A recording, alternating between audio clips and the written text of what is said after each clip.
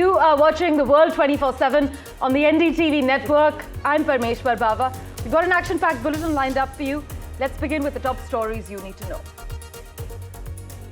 The sweeping tariffs US President Donald Trump plans to unveil are set to take effect immediately. This is what the White House has said. This as the world awaits other details about so-called Liberation Day, the most dramatic shift in US trade policy in decades.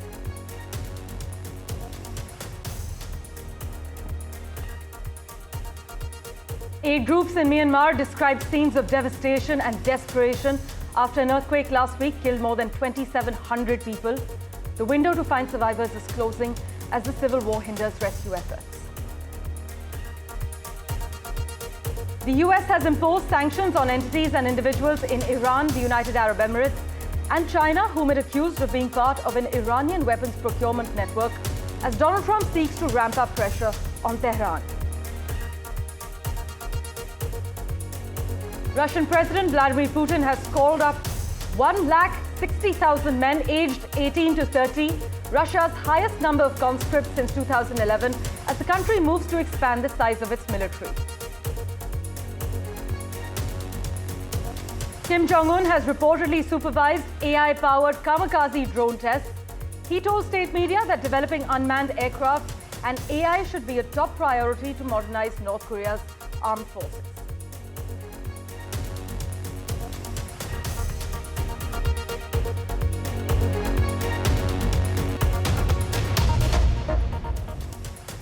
Well, our big focus as the world braces for US President Donald Trump's Liberation Day tariff plan, India is working on different scenarios to counter the possible fallout of reciprocal tariffs on its key trading partners. As we speak, it's still unclear about the quantum of tariffs and how they will be imposed, whether at the product level, the sector level, or the country level. But in terms of the high import duties on American goods, well, according to the US Trade Representative's National Trade Estimate Report 2025, India maintains high import duties on a wide range of American goods. This is across agricultural items, drug formulations, and alcoholic beverages, besides imposing non-tariff barriers. Presently, US goods face a weighted average tariff of about 7.7% in India, while Indian exports to the US attract only 2.8%, leading to a 4.9% difference. But the Indian exports to the US are spread across 30 sectors, with 6 in agriculture and 24 in industry, and each sector faces different tariff impacts. The White House has also listed India among nations which are being unfair and damaging US exporters with high charges. My colleague Vishnu Shom takes us through what to expect through Trump's new plans. For months on end, the words reciprocal tariffs have dominated the headlines, and tomorrow, the US President Donald Trump is expected to announce a series of steps against all countries, including India, over what Washington considers unfair trade practices. In fact, the US calls it its Liberation Day. But beyond the rhetoric, what exactly are tariffs all about, and how will this impact India? Let me try and explain in simple terms. For starters, what are tariffs? What is a tariff? In its simplest form, a tariff is a tax on goods coming into or leaving a country. Now, tariffs are often imposed to protect domestic industry from foreign competition. So what exactly are America's concerns on Indian tariffs? America says we have high tariffs.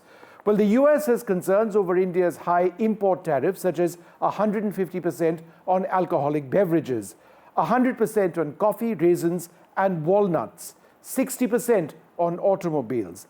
India's World Trade Organization-bound tariff rates average a high of more than 113% for agricultural goods, but its applied rates average 17%. This allows sudden increases up to that higher limit of 113% without violating rules. America says that this big difference gives India the flexibility to suddenly raise tariffs whenever it wants, up to the higher bound of the WTA rules without breaking rules. This, America says, is unfair. India, America says, has strict import licensing requirements for remanufactured goods and refurbished medical devices, and that there are quantitative restrictions on pulses and boric acid imports. There are also non-tariff barriers like bans on animal origin oil and tallow. Mandatory domestic testing of telecom equipment, America says, despite international certifications, is essentially redundant, but America says India still insists on doing it. India, America says, has restrictive dairy import rules requiring certifications on animal feed content. Now that's what America says. So how does India respond to this? And should India accept everything that the United States is demanding? Now, GTRI has come out with an analysis of what they think India needs to be worried about. So I'm referring extensively to their study here. Point number one, while the US pressures India to amend trade policies for American interests, India must evaluate each demand based on our own national priorities, development goals, and cultural values.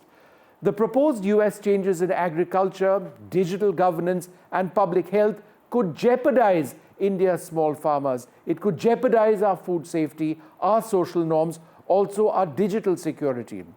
India remains open to reform and global cooperation, provided that it is fair, it is reciprocal, and respects sovereignty as a key concept. There is a true partnership between the US and India, but that cannot rest on one-sided demands.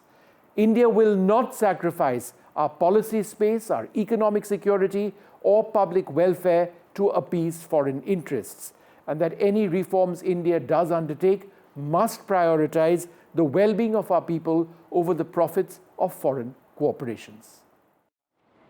In other crucial news, Russian President Vladimir Putin's close advisor, Kirill Dmitriev, is expected to visit Washington this week for talks on Ukraine with President Trump's envoy, Steve Witkoff, as per reports. By the way, he'll be the most senior Russian visitor to Washington since the 2022 invasion, and I'll tell you why this is a big deal. Trump said on Saturday that he was pissed off at Putin for his recent comments on Ukraine and warned of economic penalties if Russia blocks his ceasefire push.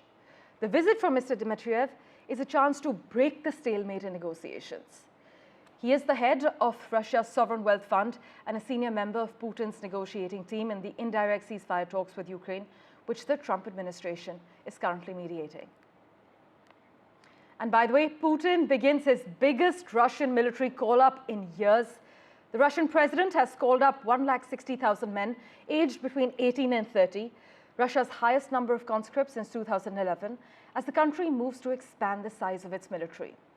The current draft, which takes place between April and July, comes despite US attempts to forge a ceasefire in the war, and there was no let-up in the violence on Tuesday as well, with Ukraine saying that a Russian attack on a power facility in the southern city of Kherson had left more than 45,000 people without any electricity.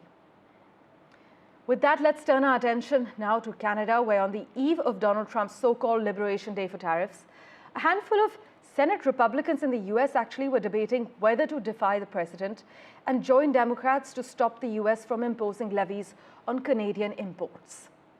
The targeting of America's neighbor and closest historic ally has been a bridge too far for many in the Grand Old Party. But to find out what's happening in Canada, though, let's go ahead right across to Vancouver, where my colleague Maha Siddiqui joins us live from. Maha, take us through the latest developments and all that we need to know. Well, this certainly is a big election issue here. As we already know, Parmeshwar, the trade war with the US is overshadowing all other domestic issues here in Canada. And Canada is already prepared to hit back at the US after the tariffs are announced by US President Donald Trump. And these are what Donald Trump says equal reciprocal tariffs. So basically, they'll be mutual tariffs if a country, say, for instance, has a tariff of, say, 12%. US says that it will also tariff that country at the same level. So what we are seeing in this case is that there is likely to be a drastic impact of that on Canada. There's already a 25% tariff on aluminum and steel. There's also 25% tariff on auto parts. So the automobile industry has already been hit, as well as steel and aluminum, which is an important source of export for Canada towards the US, has been hit. The US's argument is, and specifically Donald Trump's argument is, that he wants to protect the steel industry, the steel workers in the US, and that is why he's taking these protectionist measures. This is an industrial policy that he wants to push to protect that industry. So all this is now getting very complex because the fallout will be seen not just on Canada, but the US consumers itself. And a lot of people, especially the politicians, both Republicans as well as Democrats, some of the Republicans as well, do feel that this can jeopardize the valued relationship between the US and Canada. And that is why what we are seeing is the possibility of some of the Republicans joining ranks with the Democrats to perhaps stop the White House from pushing any further tariffs, especially against Canada. Also, Maha, if you could quickly take us through what the latest polls are saying. Well, the latest polls, as we are seeing, the opinion polls coming one after the other, have been suggesting over the last couple of weeks that it's the Liberals who are continuing to lead. This is a remarkable comeback for the Liberal Party, considering that they were lagging behind the Conservatives not too long ago. Less than 2 months ago, that is the end of last year and the beginning of January, we saw before US President Donald Trump took over, the Liberals really struggling. And a change of leadership has switched their fate in a sense that people are now looking favorably upon Mark Carney as a person who could take on US President Donald Trump in this tariff fight, in this trade war, because he's a banker. He's been the governor of Bank of Canada, as well as the governor of Bank of England during the period of Brexit. And here also, we have seen during 2020, during the COVID period, when it was very difficult for people across the world, the manner in which the inflation levels were maintained here, which were predictable, is something that is giving people confidence here in Mark Carney. Of course, the elections are on 28th April, and it's up to the people in Canada to really decide what they're looking at. But the opinion polls are at the moment giving the Liberals clearly an edge, and also the favorable aspect or the reassurance that people feel from Mark Carney, that number is going up as opposed to Pierre Poilievre. As always, Maha, thank you so much for joining us with all the latest developments. Meanwhile, the United States has imposed sanctions on entities and individuals in Iran, the United Arab Emirates and China, whom it accused of being part of an Iranian weapons procurement network, as Donald Trump seeks to ramp up pressure on Tehran. In fact, the Treasury Department announced sanctions on 6 entities and 2 individuals in action taken in coordination with the Justice Department, accusing them of responsibility for procurement of unmanned aerial vehicle components, UAV, on behalf of a leading manufacturer for Iran's drone program. By the way, in staying with updates from the US, I must also inform you that the Trump administration fired staff at the Centers for Disease Control and Prevention and at the Food and Drug Administration as it embarked on its plan to cut 10,000 jobs at the Department of Health and Human Services. Now, these cuts are said to be part of a wide plan by Donald Trump and billionaire ally Elon Musk to shrink staffing levels in federal departments as well as agencies. Health Secretary Robert F. Kennedy Jr. has described the cuts at the CDC and the FDA as essential to streamlining a bloated bureaucracy. However, the cuts, including earlier dismissals, have led to the departures of top scientists at key agencies for public health, cancer research and drug oversight, raising concerns about how the US will safely oversee the health sector and also respond to emergencies. But for further clarity, we have with us at the moment Jake Novak joining us. Jake, thanks so much as always for making time for us. Robert F. Kennedy Jr. has clearly called this a revolution, but many experts are warning that while they are in support of improving the FDA, their efficiency to deliver more affordable medicines, many of these reported cuts appear to do just the opposite, right? Well, a lot of those experts don't have the exact numbers. Nobody has the exact numbers yet from every single name and every single division of the health department where people are being laid off. Now, the Trump administration and its supporters are saying that the bulk of the people being laid off are in administrative positions, human resources. They are not the scientists. They are not the crucial inspectors. They are not the major health officials that really will have any effect on the public health in the United States. But even if some of them are, and clearly some of those people who got laid off will be those people, it could be a very small number, but there will be some. You have to understand that there's a very strong percentage of American voters who feel that the way that the health department in this country handled the COVID outbreak and the COVID lockdowns was so negligent, was so much failed the American people, and also with the way that they forced the vaccine on the entire population, that they are saying good riddance to some of these people and saying that they failed this major test. And you can't understand the reason for these layoffs unless you understand that dissatisfaction with the way that these agencies handled COVID. Rightly or wrongly, the American voters, a lot of them are very angry at these agencies. But Jake, many also warn that these layoffs will actually reduce accessibility and affordability to healthcare. Also, as far as these job cuts are concerned, for example, at the National Personal Protective Technology Lab, won't these cuts give an edge to foreign competitors like China? Well, they might. I mean, one of the things is that so much of what China does when it comes to their research, and this is something India knows about as well, is stolen from other countries. So if the United States cuts back on its research for certain technologies, China will as well, because so much of what they do is copying or taking what America innovates. So I'm not so sure China will get an edge. They will get an edge in how much money they'll spend on it, that's for sure. But more money doesn't always necessarily produce results, even in research. Yes. But again, that is something that we'll have to see. It's just too early to see this, which is why saying everything is going to be okay and also saying everything is going to be a disaster is really premature right now. We have to be very, very suspicious of anyone who says they know exactly what the results of these layoffs are going to be right now. Right. Jake, as always, thank you so much for joining us with the latest.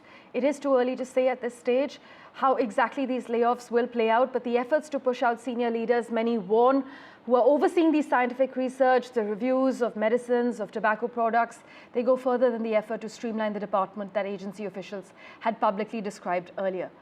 But with that, let's also switch tracks now. In a message marking the 75th anniversary of bilateral relations, Chinese President Xi Jinping stressed on the partnership between India and China for mutual achievement and the need to do the dragon-elephant tango to serve their fundamental interests. Apart from President Xi's message to his counterpart, Ms. Murmu, Chinese Premier Li Qiang and Prime Minister Modi too exchanged congratulatory messages.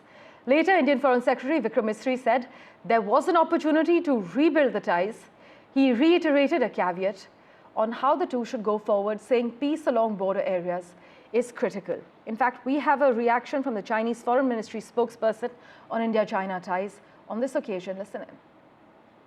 中方愿同印方一道努力，在两国领导人的战略引领下，坚持从战略高度和长远角度看待和处理中印关系，以两国建交75周年为契机，增进双方战略互信，加强各领域交流合作，深化在重大国际事务当中的沟通与协调，共同维护中印边境地区的和平安宁，推动中印关系沿着健康稳定的轨道向前发展。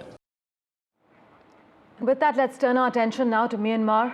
Well, Mandalay used to be known as the city of gold, but the air in Myanmar's former royal capital now reeks of dead bodies.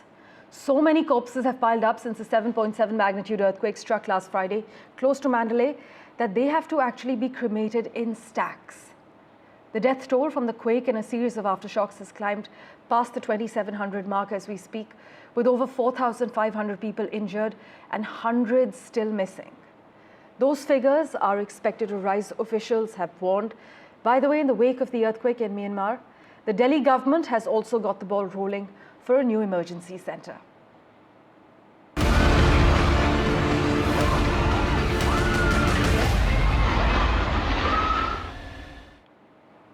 And to neighboring Thailand now, where an anti-corruption watchdog had flagged irregularities in the construction of a Bangkok skyscraper that collapsed in an earthquake last week.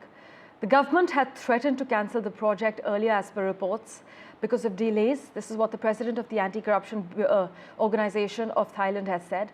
The government has announced an investigation into the cause of the collapse of this tower, which was being built by a Chinese company and a long-established Thai construction firm in the middle of Chatuchak in Bangkok. Let's go across to Vishal, who joins us live from Bangkok with the latest developments currently. Vishal, take us through the latest at the moment.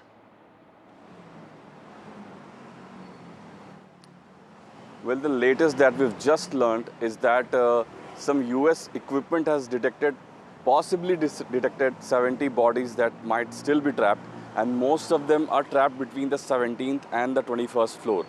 This is yet to be confirmed by the authorities, but this is what it's a buzz on social media, and local media is also saying the same thing. It is yet to be confirmed, as I mentioned earlier. And also, as you mentioned, there's a focus on that Chinese company that was involved in the construction of the building. It held 49% stake in the company that constructed the building. And on the other hand, there's another company which made the steel bars is also under scanner, as it failed two tests, two crucial tests. One was for mass and composition of the steel bars, and another one was for the tensile strength, the stress. So the 2 to 3 tests that they failed determine that there could be some high-level corruption involved in the matter. Chinese side has said that they will cooperate in the matter, but the company itself, the aforementioned company, has not responded to anyone. Even we tried to reach the company, there's no answer. People have been trying to knock on the doors, they have not opened the doors, literal doors. So it's a very murky affair right now. But if you talk about the rest of the Bangkok, where I am right now, the city seems to have moved on. People are going to their offices, to their schools. It's the midweek, and the buses are running. The city is back on its feet. The metro services are back on their feet. The subway services are also back. You can see tourists coming in from all directions. So only one part of Bangkok, which is the Chatuchak street, where the tragedy occurred, that seems to have been affected deeply. Right. And it has sort of opened up in multiple investigations. So all of that remains to be seen. As always, Vishal, thank you so much for joining us with the latest developments from Bangkok. Meanwhile, scores of people in Malaysia were being treated in hospitals after a huge fire broke out at a gas pipeline operated by the state energy giant Petronas, showering flaming debris from the sky and shattering windows. Just take a look at those dramatic visuals on your screens at the moment. Authorities said the blaze in the town of Puchong on the outskirts of the capital Kuala Lumpur had been extinguished by mid-afternoon, but they said at least 305 people were affected, including those left homeless after some 190 homes were damaged with this blazing flame. Well, news and updates continue in a moment, right after this very short commercial break. Do stay tuned.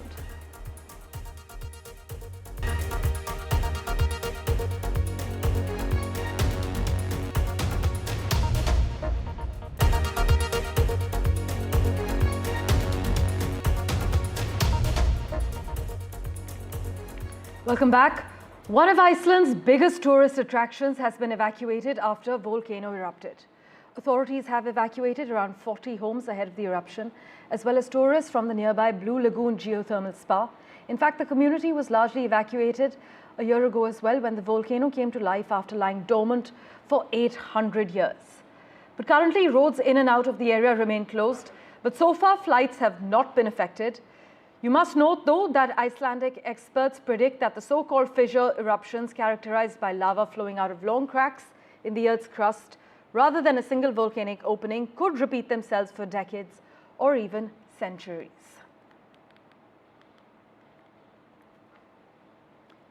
And quick updates from the US now. Wisconsin voters are choosing a new justice for the state's top court in a race that offers an early referendum on Donald Trump's presidency, with abortion rights, labor rights, and election rules all potentially in the balance. This campaign is easily the most expensive judicial contest in US history. More than $90 million has been spent by the candidates, the state parties, and outside groups, including more than $21 million by Trump ally Elon Musk and political groups with ties to him, according to a tally from New York University's Brennan Center. But liberal judge Susan Crawford, who has raised more money than any other American judicial candidate, is currently leading the race with around 57% votes. Meanwhile, conservative judge Brad Schimel, backed by President Trump and Elon Musk, is trailing with around 42% votes. But the winner could become the court's decisive vote in cases regarding abortion, labor unions, and congressional redistricting. So it is an election that will determine whether Liberals retain a 4-3 majority or whether Conservatives take control of the state's judiciary, apart from gauging if the Trump 2.0 team enjoys the support it did 5 months ago in November. And meanwhile, US federal prosecutors are seeking the death penalty against the man accused of fatally shooting the United Healthcare CEO, Brian Thompson, outside a Manhattan hotel on the 4th of December. This is what the US Attorney General Pam Bondi has said on Tuesday. Now, Mangione is facing both state and federal charges in connection with Thompson's killing. He has pleaded not guilty to the state charges and has not entered a plea to the federal ones.